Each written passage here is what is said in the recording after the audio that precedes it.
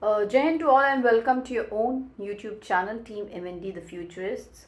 What's happening around the world? Donald Trump tore into Ukrainian President Zelensky at the White House. Now let's just see the background of this episode. Now, since the start of the Russian invasion, the United States has provided Ukraine with an estimated 64 billion euros in military aid alongside financial and humanitarian assistance. Now, according to Kiel Institute, a German research body, from 2022 to the end of 2024, total US aid to Ukraine reached to 114.2 billion euros. That's 119.8 billion dollars, while European contributions amounted to 132.3 billion euros. Now, the world witnessed an extraordinary moment in diplomacy. Ukrainian President Zelensky arrived at the White House for what was expected to be a routine meeting. Instead, what unfolded was an intense, heated exchange that left journalists and diplomats in shock. Was this a power play by Trump, a desperate plea from Zelensky, or a sign of shifting US policy on Ukraine? Before that, let's also consider just days before the White House episode, the US and Trump broke ranks with Europe and voted against the United Nations resolution demanding that Russia withdraw from Ukraine on the third anniversary of Putin's full-scale invasion. So it all started on a diplomatic note: handshakes, honor guards, and a gift. Zelensky presented Trump with a championship belt from Ukrainian boxer. But minutes later, the atmosphere turned hostile. Trump and Vice President, they confronted Zelensky,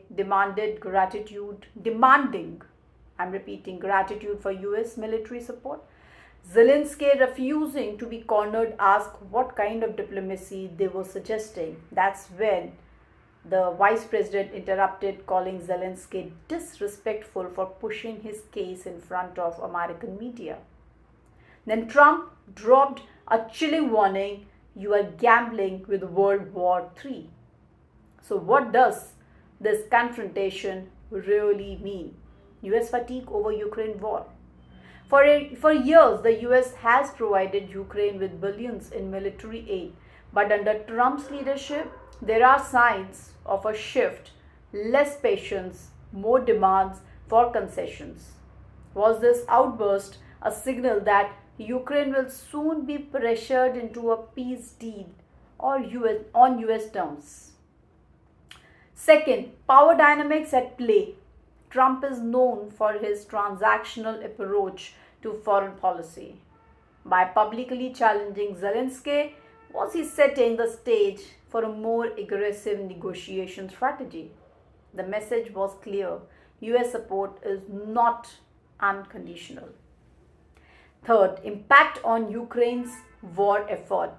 Now, this cancelled mineral deal was also supposed to be a major economic win for Ukraine.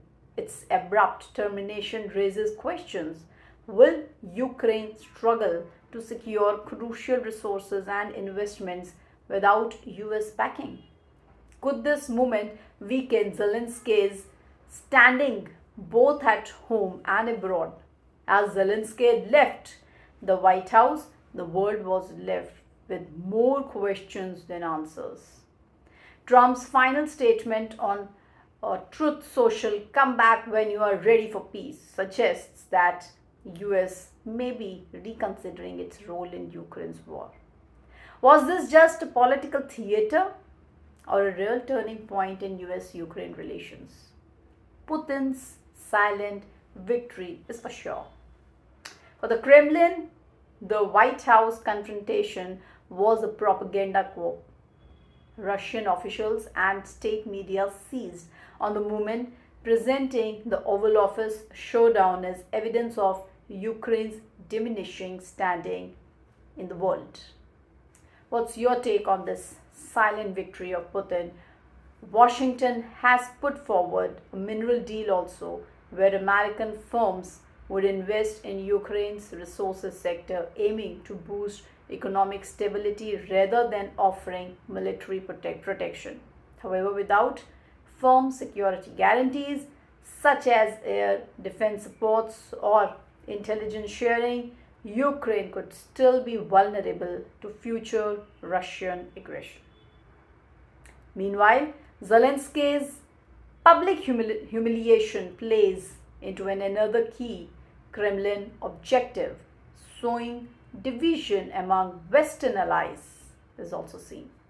Russian officials wasted no time in including the Ukrainian leader, with former president taking to social media to denounce him and face a disgraceful disrespect. Let us know in the comment section, what do you people feel about this entire political episode, and don't forget to subscribe for more deep dives into global affairs with our channel. Jai Hind and Jai Bharat.